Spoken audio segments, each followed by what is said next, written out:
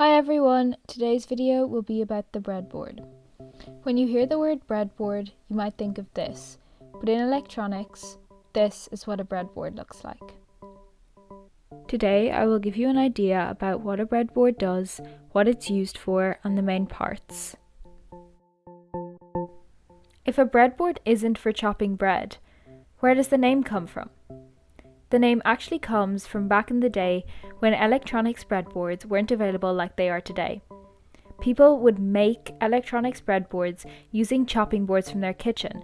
They would stick nails or tacks in, and then they would use their components to make quick circuits, and that's where the breadboard came from. Now I will talk through the main parts of the breadboard. You can see on the screen where you would plug leads to a power supply in. There are two coloured lines on either end of the breadboard. The black line is for ground or earth, and the red line is for the power supply voltage. The black line is continuous. This shows that all the holes underneath are connected. The red line has a gap in the middle. This shows that the holes either side are connected, however there is a gap and there is no connection across that gap. This is shown by the green lines in this photo. The next part I will talk about is the trough, or the DIP support ravine. The holes are not connected across the trough, however the holes are connected in columns of 6 down the board.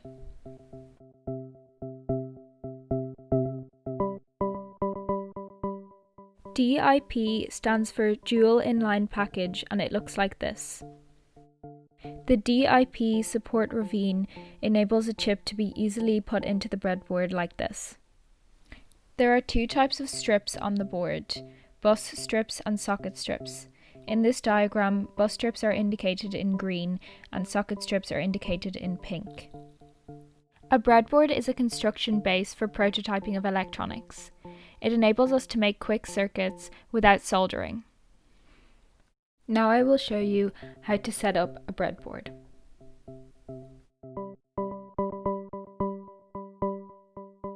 Today I'm going to demonstrate as if we were only using half of the board. If you wanted to use the whole board, you'd have to put 4 jumpers in, as is being shown on screen.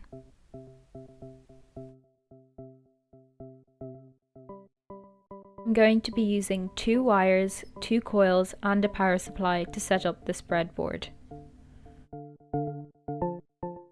The first thing I'm going to do to set up this breadboard is to put in 2 wires, one red and one black, as you can see on the screen now. We put these in because we'd like to be able to connect a positive lead to red and a negative lead to black. We'd like to use both sides of the board when building circuits. Therefore, we'd like to have a positive or supply and a ground on the top and bottom. That's why we connect these 2 wires. The next thing I'm going to do is to make 2 coils. You can make these by wrapping the wires around a pen. The coils are connected to the power supply.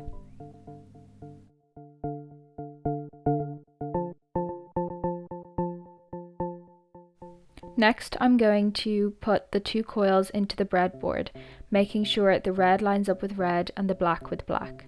The final thing to do is plug in. Now that my breadboard is set up properly, I'm ready to start building circuits. I hope you enjoyed the video.